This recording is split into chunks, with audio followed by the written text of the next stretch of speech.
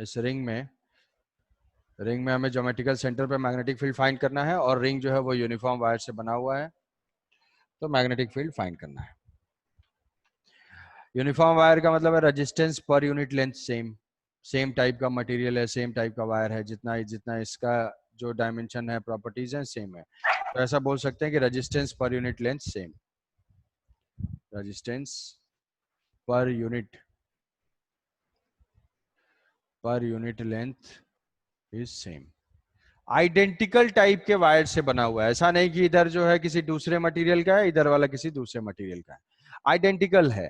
तो आइडेंटिकल है तो हम क्या करेंगे, हमें मैग्नेटिक फील्ड फाइंड करना है। तो यहाँ से करंट आ रही है, तो करंट को हम करंट यहाँ से डिवाइड होगी इन दो जॉइंट के क्रॉस, इन दो जॉइंट ऐसे और ऐसे। तो ये है करंट ऐसे आ रही है और ये करंट यहाँ से डिवाइड हो रही है ऐसे ऐसे, और ये करंट यहाँ से आ रही है यहाँ से ऐसे, और ये करंट इधर जा रही है। ये एंगल 120 डिग्री गिवन है, ये है I1 और ये है I2, ये है I0। तो I0 is equal to I1 plus I2, I0 is equal to I1 plus I2, I0 is equal to I1 plus I2, और ये यहाँ से फाइनली चला जाएगा। तो वायर का जो सिस्टम है ऐसे है। ये अब इस पॉइंट में हमारे कितने सेगमेंट हैं, ये दो सेमी इनफाइनाइट सेगमेंट हैं, ये दो सेमी इनफाइनाइट सेगमेंट हैं, और ये दो आर्क वाले सेगमेंट हैं। तो सबसे पहले तो जो है डायरेक्शन देखने के लिए बताया था, तो डायरेक्शन ऐसे देखना है। तो यहाँ से देखेंगे तो इसका 0 हो जाएगा, इस सेगमेंट का मैग्नेटिक फील्ड 0। क्यों? क्योंकि ये पॉइंट जो है इसके एक्सिस पे है। इस वायर की वजह से मैग्नेटिक फील्ड 0। अब मोस्ट ऑफ द क्वेश्चन में ये चीज कंसीडर नहीं किया जाता है कहीं पे भी, मतलब ये पार्ट नहीं कंसीडर किया जाता है, बट ये चीज अफेक्ट कर सकता है। तो इन दोनों का 0, ये सर्कुलर आर्क की वजह से ही होगा, सिर्फ ये सर्कुलर आर्क की वजह से होगा। तो हम देखेंगे इस सेगमेंट की वजह से मैग्नेटिक फील्ड किधर होगा, ये जो सेगमेंट 1 है, इस सेगमेंट 1 की वजह से मैग्नेटिक फील्ड डॉट होगा या क्रॉस होगा? क्रॉस होगा। क्रॉस होगा। तो I1 I2 के वजह से जो है वो इनटू जा रहा होगा, क्रॉस होगा, और I1 की वजह से आउट आ रहा होगा, आउटवर्ड होगा। तो इसके वजह से लिख देते हैं। ये मान लिया, इसको बोल दिया सेगमेंट 2, और ये हो गया सेगमेंट 1।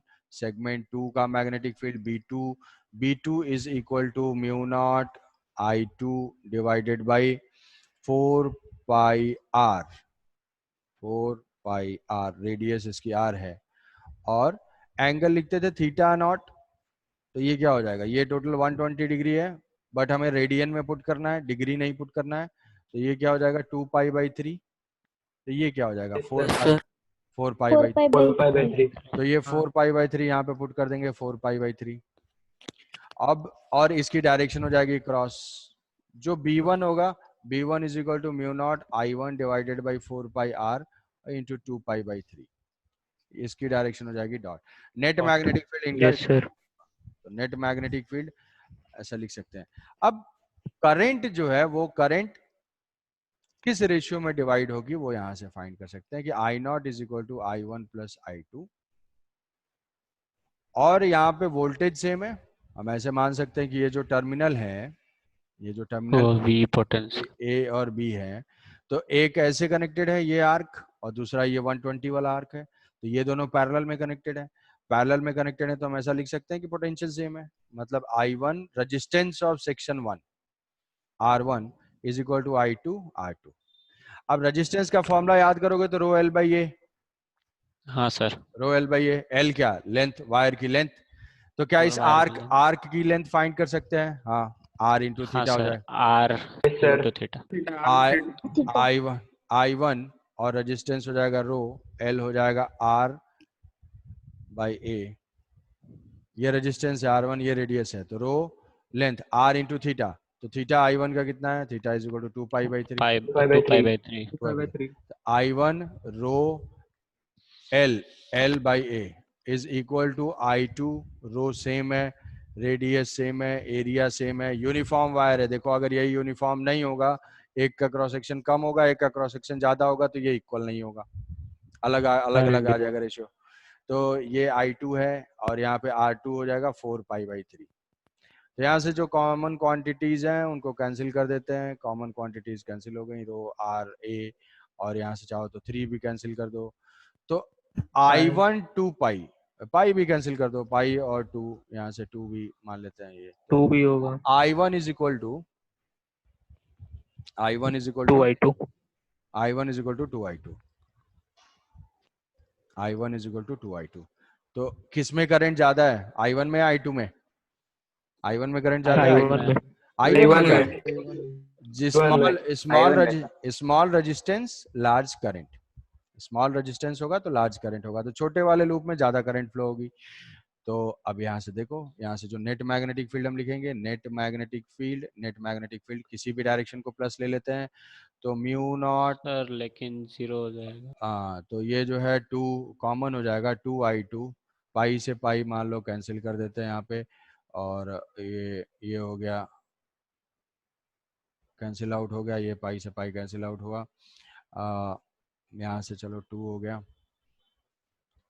2, तो mu naught by 3R, mu naught by 3R I2 minus I2 minus I1 by 2, ये हो जाएगा नेट। तो ये टर्म क्या हो जाएगा, I1 is equal to 2I2, I1 is equal to 2I2 put कर दो, यहाँ पे I2 माइनस I2 क्या हो जाएगा, ये टर्म 0 हो जाएगा, I2 0 हो गया। हाँ, तो ये टर्म जो है mu naught by 3R I2 minus I2 is equal to 0। तो ये इतनी मेहनत हमने किया, सीधा सीधा यहाँ से ये समझना है कि अगर किसी भी पॉइंट से हम कनेक्ट करेंगे, किसी भी पॉइंट से कनेक्ट करेंगे, तो करंट ऐसे डिस्ट्रीब्यूट होगा कि करंट इंटू रेजिस्टेंस का प्रोडक्ट या करंट इंटू आई इंटू थीटा का प्रोडक्ट कांस्टेंट होगा। I1 θ1 is equal to I2 θ2, यही तो लिख सकते हैं ना यहाँ से, यहाँ पे थीटा थीटा आया था, θ1 θ2 चाहे लिखना चाहे, तो I1 θ1 is equal to I2 θ2 होगा हमेशा। अगर θ1 लार्ज होगा तो I1 कम हो जाएगी, ये वैल्यू कांस्टेंट होगी। और ऊपर फॉर्मूले में देखो, फॉर्मूले में क्या है, यहाँ पे I इंटू थीटा ही है, डायरेक्शन जो है वो अपोजिट है, तो हमेशा अगर I1 θ1 is equal to I2 θ2 होगा तो वो कैंसिल आउट ही कर जाएगा। हमने एक केस ले लिया, एक केस के लिए डिराइव कर लिया और समझ लिया, समझ में आया? तो हाँ कभी यूनिफॉर्म वायर का बना हुआ है, अगर यूनिफॉर्म वायर का है, किसी भी टाइप का शेप है, कहीं से करंट एंटर करे और लीव करे, ज्योमेट्रिकल सेंटर पे मैग्नेटिक फील्ड हमेशा 0 होगा। यहाँ से करंट एंटर करे, इधर से लीव करे, तो इसके ज्योमेट्रिकल सेंटर पे 0 होगा, सिर्फ ज्योमेट्रिकल पे, ओ पे। क्या ए पे भी 0 होगा? नहीं, ए पॉइंट पे 0 नहीं होगा। सिर्फ ये रिजल्ट किसके लिए है? सिर्फ 2 कंडीशन के लिए, ओनली एट ज्योमेट्रिकल सेंटर और यूनिफॉर्म वायर के लिए, बस। यूनिफॉर्म होना चाहिए, वायर जो है यूनिफॉर्म सेम टाइप के मटेरियल से बना होना चाहिए, तो ज्योमेट्रिकल सेंटर पे मैग्नेटिक फील्ड 0 हो। अब यहाँ तक कि अगर हम इसको, इस लॉजिक को क्यूब के लिए भी एक्सटेंड कर सकते हैं कि अगर ये क्यूब के एज के लॉन्ग वायर कनेक्टेड है और यहाँ से हमने करंट को एंटर कराया और यहाँ से ये लीव कर रहा है, तो ऐसे केस में जो magnetic field at geometrical centre क्या होगा? 0 होगा। कहीं से एंटर करे, कहीं से लीव करे, यहाँ से एंटर कर रहा है, यहाँ से एंटर कर रहा है, यहाँ से लीव कर रहा है, 0 होगा यहाँ ज्योमेट्रिकल सेंटर पे। सबके लिए ये वैलिड है, ठीक है? तो इसके ऊपर क्वेश्चन आ जाता है डायरेक्टली ऑब्जेक्टिव, कई बार तो ये याद रखना है। सब्जेक्टिव में मान लो प्रूफ करने के लिए आ गया, यही सब आएगा सब्जेक्टिव एग्जाम जब भी होगा तब। नेक्स्ट है BX graph. BX graph, magnetic field versus x. तो पहले मैग्नेटिक फील्ड ऐसे हम ले लेते हैं, पहले सिंगल वायर लेते हैं। ये वायर है, करंट ऐसे डॉट है, यहाँ पे डॉट है, वायर है। अब ये करंट है, करंट इस डायरेक्शन में है, करंट कैरिंग वायर है, इनफाइनाइट है, मान लो हम इस टाइप से ऑब्जर्व कर रहे हैं, तो हमें डॉट करंट दिखाई देगी। अब इसमें हमें वाई एक्सिस पे प्लॉट करना है मैग्नेटिक फील्ड और एक्स एक्सिस पे प्लॉट करना है, एक्स एक्सिस पे डिस्टेंस बी वर्सेस एक्स। तो एक्स मतलब अगर पॉजिटिव एक्स की तरफ हम मूव करते हैं तो मैग्नेटिक फील्ड का क्या ट्रेंड होगा? और नेगेटिव की तरफ मूव करेंगे तो मैग्नेटिक फील्ड का क्या ट्रेंड होगा, बस trend. Exact mathematical function find करने की कोई जरूरत नहीं है। ट्रेंड में क्या होता है कि फंक्शन इंक्रीजिंग है, डिक्रीजिंग है, पॉजिटिव है, नेगेटिव है, जीरो है, बस यही ट्रेंड आइडेंटिफाई करना होता है कहीं पे भी, कि कोई फंक्शन अगर इंक्रीज कर रहा है या डिक्रीज कर रहा है, जीरो से पास कर रहा है या नहीं, इन्फिनिटी पे जीरो हो रहा है, पॉजिटिव हो रहा है, नेगेटिव हो रहा है, बस ये देखते हैं कब पॉजिटिव नेगेटिव जीरो है, इंक्रीजिंग डिक्रीजिंग ऐसा। तो अब उसके लिए इक्वेशन देखना होगा, उससे ट्रेंड आइडेंटिफाई कर लेंगे। तो मान लो ऐसा वायर है, तो इससे मैग्नेटिक फील्ड तो बता सकते हो कि वायर ये टुवर्ड्स ऑब्जर्वर है, तो इससे मैग्नेटिक फील्ड लाइंस कैसे होंगे, एंटी क्लॉकवाइज, एंटी हाँ clockwise, sir. Dot circular dot current, हाँ डॉट करंट तो anti clockwise dot, anti clockwise dot, cross clockwise तो क्रॉस, क्रॉस करंट तो क्लॉकवाइज। तो जब एंटी क्लॉकवाइज में है तो किसी आर डिस्टेंस पे या किसी एक्स डिस्टेंस पे देखते हैं, यहाँ पे अगर एक्स डिस्टेंस पे ले लिया तो ऐसे सर्कुलर सर्कुलर फील्ड लाइंस होंगी। इस एक्स पे क्या होगी डायरेक्शन, ऐसे, इस एक्स पे क्या होगी, ऐसे। अच्छा, एक्स अगर हम इंक्रीज करते हैं तो क्या इफेक्ट होगा, मैग्नेटिक फील्ड का magnitude B is equal to mu naught I by 2πx। तो x अगर इंक्रीज कर रहा है तो B तो डिक्रीज कर रहा होगा, x इंक्रीज कर रहा है तो B डिक्रीज कर रहा होगा। तो जैसे जैसे अगर हम इसको देखते हैं, इसको देखते हैं यहां से,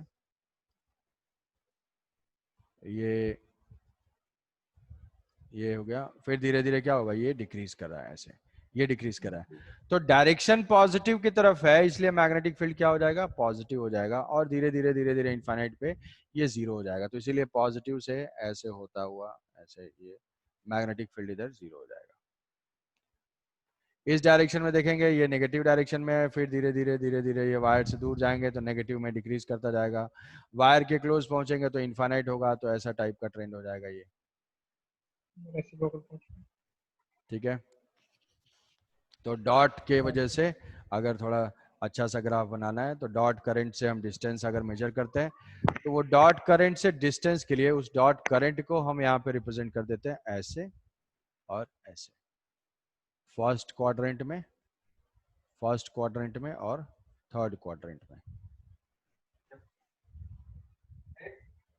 फर्स्ट क्वाड्रेंट में और थर्ड क्वाड्रेंट में, ये हुआ। क्रॉस के लिए बता दो, क्रॉस के लिए ऐसे देखना है, करंट क्रॉस है तो क्लॉकवाइज होगा, क्रॉस के लिए क्लॉकवाइज, तो इधर जो, बस याद अगर भूल जाओगे, मतलब अगर भूल गए तो क्या, यहाँ से डायरेक्शन देख लोगे कि अच्छा एक बार देख लेते हैं ऐसे, तो यहाँ पे जो है डाउनवर्ड डायरेक्शन में, यहाँ डाउनवर्ड डायरेक्शन में, और यहाँ पे अपवर्ड डायरेक्शन में।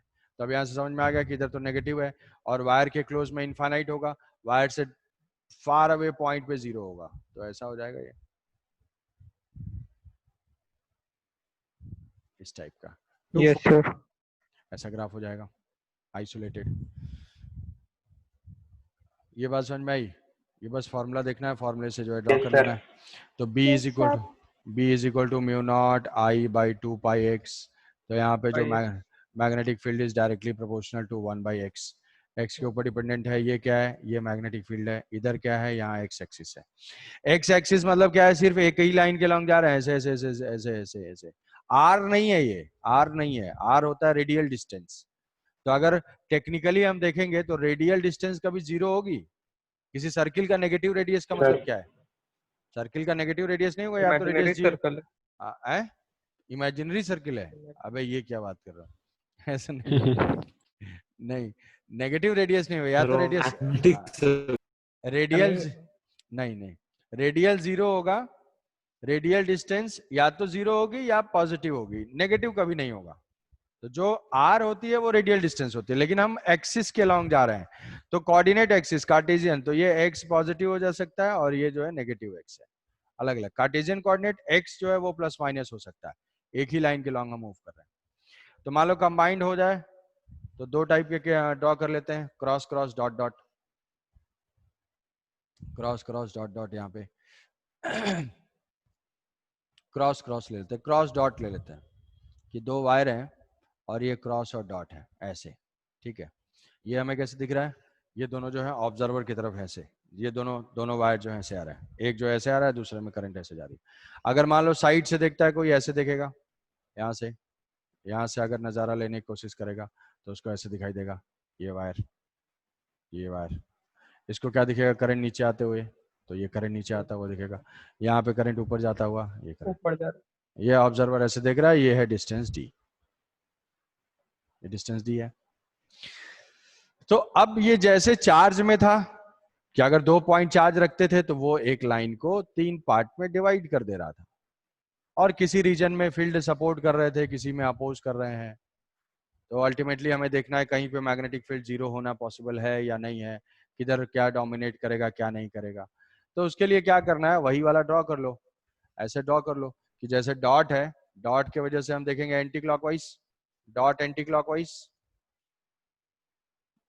हाँ sir. Sir. Yes, sir. Dot anti clockwise, तो ये डॉट एंटी क्लॉकवाइज हुआ। तो इसके वजह से यहाँ पे magnetic field line, magnetic field की डायरेक्शन ये है, इसके इस साइड में मैग्नेटिक फील्ड की डायरेक्शन ये है, ठीक है। क्रॉस की वजह से क्लॉकवाइज, तो क्रॉस की वजह से अगर क्लॉकवाइज है तो क्रॉस की डायरेक्शन दिखा देते हैं दोनों साइड में, तो ये हो जाएगा क्रॉस क्लॉकवाइज, ये ऐसे राइट में डाल। और यहाँ पे ऐसे। तो जो मिडिल वाला रीजन है एंटी पैरेलल टाइप से, वहां पे कभी भी मैग्नेटिक फील्ड जीरो नहीं हो सकता। नहीं होगा सर। है ना, कभी भी मैग्नेटिक फील्ड सर। जीरो नहीं होगा। तो इसमें नहीं तुम्हें देखो, इसमें तुमको क्या करना है कि इसको सोच सकते हैं ऐसे कि यहाँ से हम देख रहे हैं, यहाँ से क्रॉस करंट जा रही है, यहाँ से डॉट करंट आ रही है। तुम ऐसे मान लो कि दोनों इन्फिनिटी पे ज्वाइंट है, दोनों वायर इन्फिनिटी पे ज्वाइंट है, तो ऐसे लूप बन जा रहा है एक, यहाँ से हाँ करंट, सर। यहाँ से Yes, यहाँ sir. करंट, तो लूप के अंदर तो सर। कभी भी जीरो जी नहीं सर। होगा, लूप के अंदर तो कभी जी जीरो होगा ही सर, नहीं, जी सर। है ना। तो हाँ सोचने सर। की कोई जरूरत ही नहीं है। तो anti parallel current loop type का बनेगा, लूप के अंदर मैग्नेटिक फील्ड जीरो नहीं होगा।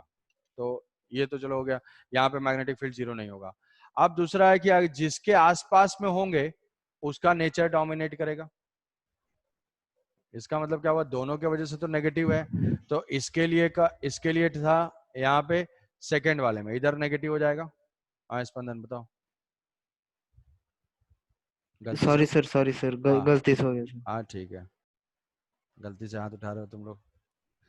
तो ये पॉजिटिव है, ये पॉजिटिव है, इस डायरेक्शन में पॉजिटिव है। और यहाँ पे देखो, यहाँ पे इस वायर का अपवर्ड, ये डाउनवर्ड, और ये भी डाउनवर्ड इधर दूसरे वाले वायर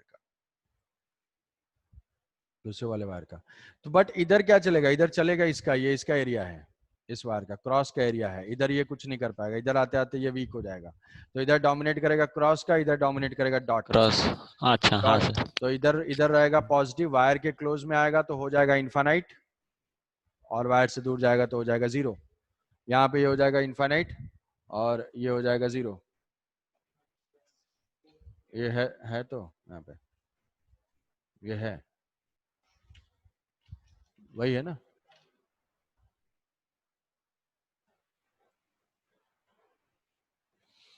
ये पॉजिटिव है, इसका डोमिनेट करेगा, ये ऐसा होगा।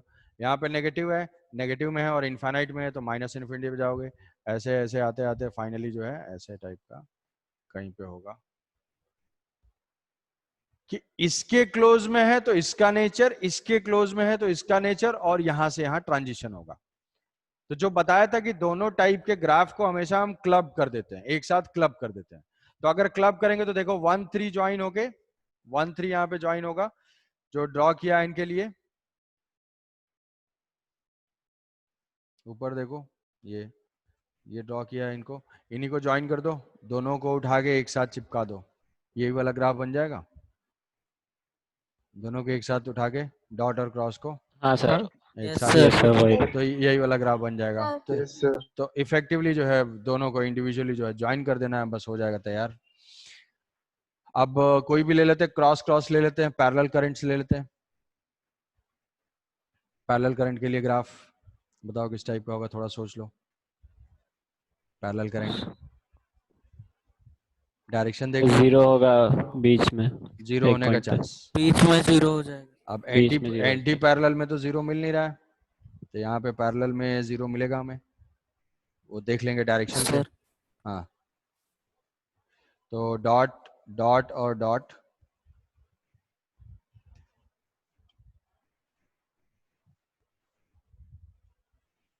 डॉट और डॉट, क्रॉस क्रॉस ले लिया, तो दोनों क्रॉस वाले ग्राफ को कंबाइन कर देना है। ऐसे ये है, एक क्रॉस करंट है, ये डिस्टेंस डी है, ये क्रॉस करंट है, क्रॉस की वजह से हमें मिलेगा क्लॉकवाइज, क्रॉस से क्लॉकवाइज, तो ये हो जाएगा क्लॉकवाइज। डायरेक्शन अगर ऐसे देखोगे तो ये डाउन, इसके वजह से ये डाउन होगा और ये अप होगा, सेकंड वाले का ये डाउन होगा और ये इस साइड में जो है अप होगा। यहाँ पे आएगा तो ये सेकंड का ग्राफ है, डबल हेड मार्क कर देते हैं इसमें, सेकंड का है, ये सिंगल हेड है फर्स्ट का। तो ये तो इसका एरिया, इसका डोमिनेट करेगा, प्लस ही है। अब यहाँ पे दोनों अपोज कर रहे हैं, तो अगर करंट का मैग्नीट्यूड सेम है तो ये जीरो वाला पॉइंट कहाँ पे आएगा, मिड पॉइंट पे। सेंटर पे। अगर करंट का मैग्नीट्यूड ज्यादा है, एक का 2I0 है, दूसरे का I0 है, तो ये मिड पॉइंट किसके तरफ होगा, लार्जर करंट की तरफ और काम की स्मॉलर तरफ शिफ्ट होगा। काम की तरफ, काम वाले की हाँ तरफ। कम, स्मॉलर की तरफ। स्मॉल हमेशा वाले जो की है तरफ। गरीबों पे ही अत्याचार होता है, ये जो है पॉइंट शिफ्ट हो जाएगा किधर, स्मॉलर की तरफ, ठीक है, छोटे लोग ही पीछे यस जाते हैं। सर। हाँ, तो ये चीज है, तो ये मिड पॉइंट यहाँ पे ऐसे हो जाएगा, तो यहाँ जीरो हुआ।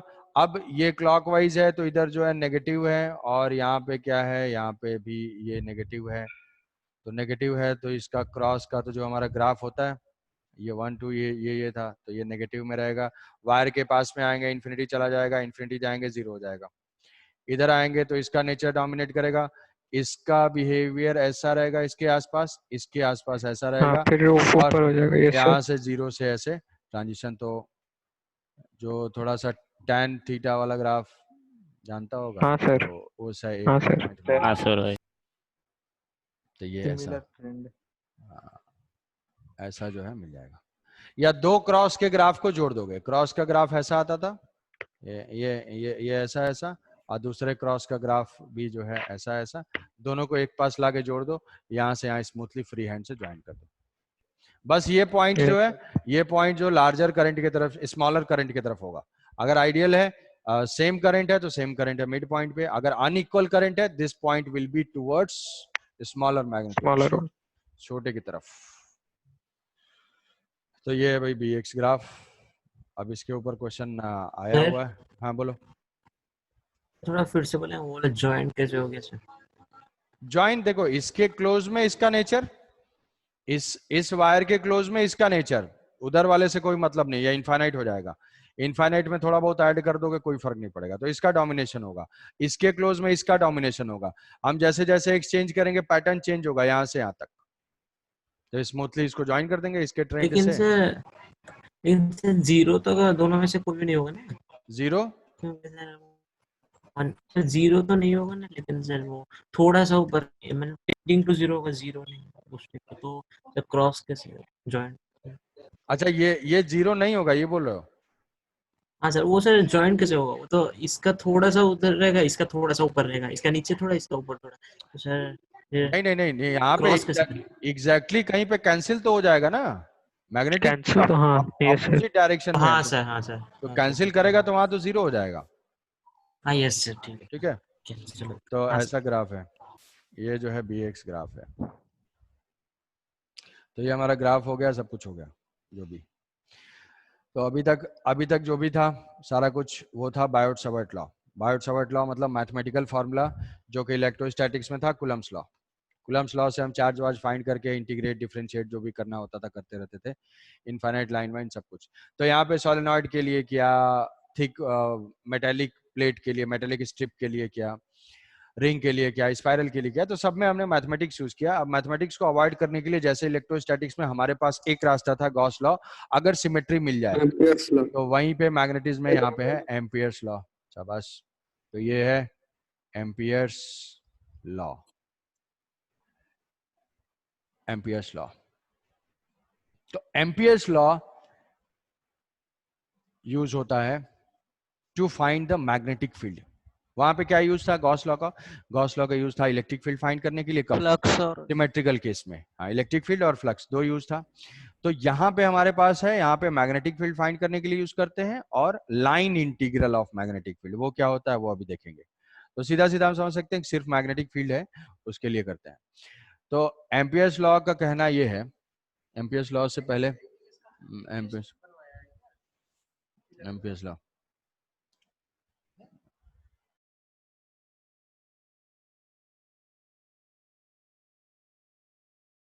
Sir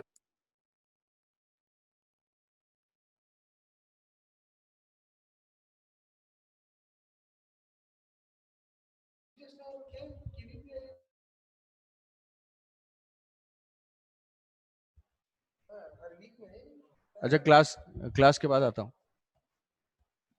recording. हाँ, एम्पियर्स लॉ। तो एम्पियर्स लॉ जो है उसका गॉस लॉ के इक्विवेलेंट है। तो एम्पियर्स लॉ से पहले हम क्या करते हैं कि एम्पीरियन लूप लेते हैं और उस लूप में हम एक सर्कुलेशन की डायरेक्शन फिक्स करते हैं। ये लॉ अभी पढ़ना ही नहीं है, ठीक है। उसमें हम एक सर्कुलेशन की डायरेक्शन फिक्स करते हैं। इसमें एक लूप होता है, लूप होता है, और उस लूप की एक डायरेक्शन होती है। जैसे वहां पे हमारा था गॉसियन सरफेस, यहाँ पे होता है एम्पीरियन लूप। तो एम्पीरियन लूप पे हम एम्पियर लॉ अप्लाई करते हैं। जैसे वहां पे होता था नॉर्मल की डायरेक्शन, वहां पे होता था नॉर्मल की डायरेक्शन, आउटवर्ड नॉर्मल को पॉजिटिव। यहाँ पे हमारे पास उसकी डायरेक्शन फिक्स करनी होती है, डायरेक्शन। तो देखो, ऐसा मान लिया कि हमने एक लूप लिया है, ऐसा एक सर्कुलर लूप है, एक हम लूप लेते हैं एम्पीरियन लूप। तो उस लूप इसको अप्लाई करने से पहले कन्वेंशन हम समझेंगे, उसके बाद लॉ देखेंगे।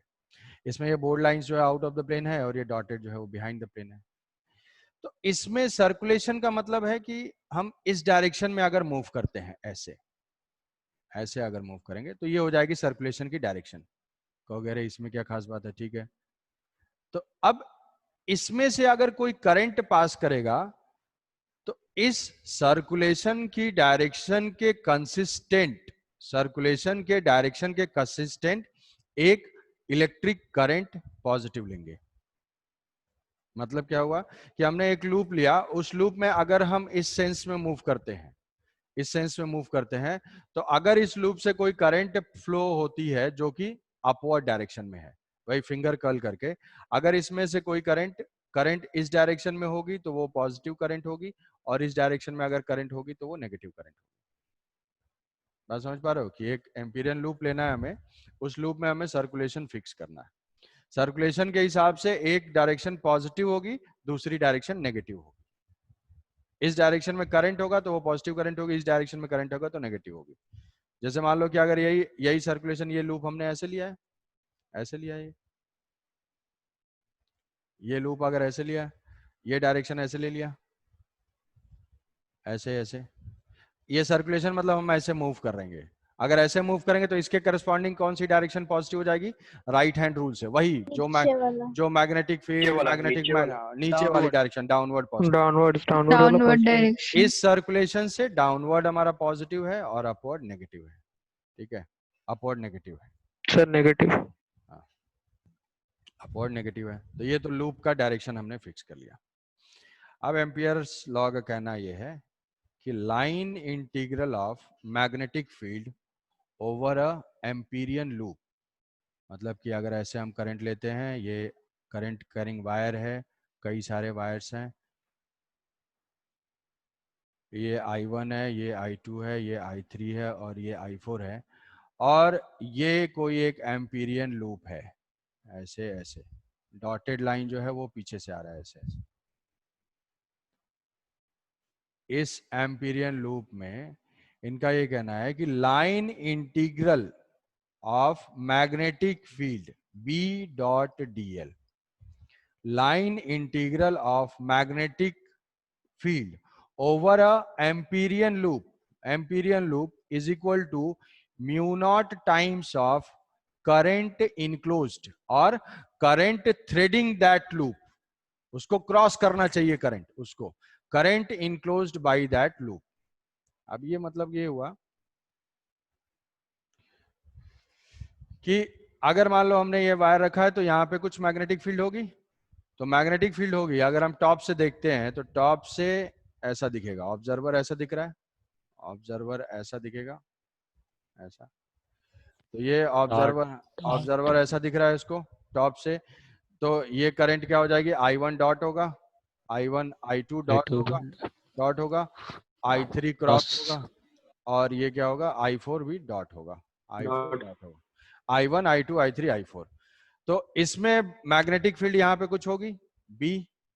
DL किस डायरेक्शन में होगा, जिधर हमने सर्कुलेशन लिया है। हम सर्कुलेशन इधर मान लेंगे तो DL उधर हो जाएगा, इधर मान लेंगे तो ये मान लो सर्कुलेशन की डायरेक्शन हमने फिक्स कर दिया, तो यहाँ पे हो जाएगा DL वेक्टर, और ये हो जाएगा मैग्नेटिक फील्ड। ऐसे हर पॉइंट पे B dot DL B dot DL B dot DL B dot DL करते करते अगर हम उसको ऐड कर देंगे तो वो हो जाएगा total current mu naught into current enclosed. तो बस अगर इस पे अप्लाई कर देते हैं फॉर दिस लूप, इसको हम बोल देते हैं L1, तो ये हो जाएगा B dot DL L1 is equal to mu naught times, अगर ऐसे सर्कुलेशन लेते हैं कौन सी डायरेक्शन पॉजिटिव हो जाएगी, डॉट पॉजिटिव। तो हम क्या लिखेंगे, total current enclosed I1 plus I2 minus I3 plus I4। ठीक है, देखो ये कंप्लीट तो होगा नहीं, पैनिक होने की कोई जरूरत नहीं है, बेचैन होने की कोई जरूरत नहीं है, नेक्स्ट क्लास में हम लोग इसको डिस्कस करेंगे। ठीक है सर, रिजॉइन नहीं करेंगे? नहीं, रिजॉइन नहीं करेंगे यार, अभी ये कुछ है आया है, उसको सर टाइम लगेगा। हाँ यस सर। तो हम जो सॉलिनॉइड में जो वायर वुंड करते हैं ना सर, वो हाँ। अगर इंसुलेटेड